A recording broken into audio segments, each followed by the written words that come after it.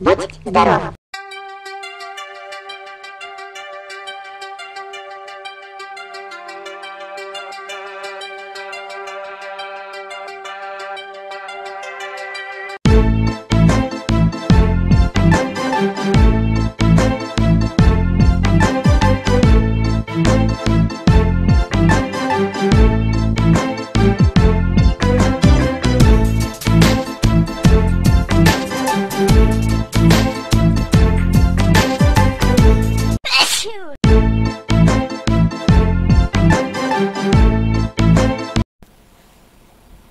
Ой, здається, я трохи захворів.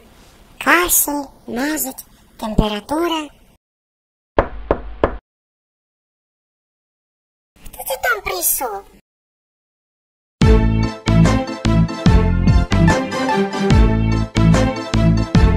Привіт, друже. Щось ти сьогодні не в формі. Ти захворів? Будь здоров.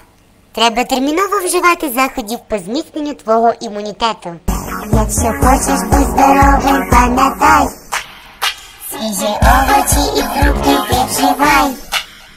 Будуть щічки рум'яненькі, будуть зубки всі біленькі, свіжі овочі і фрукти ти вживай.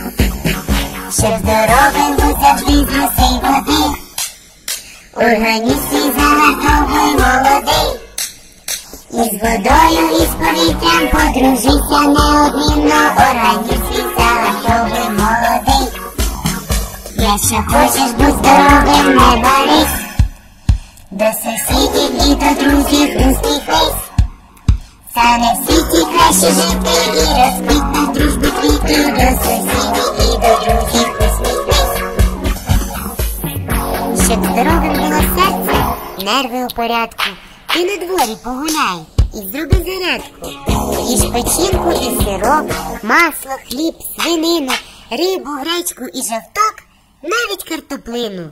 Споживай частіше ти ці смачні продукти. Ще до цього не забудь і про свіжі фрукти.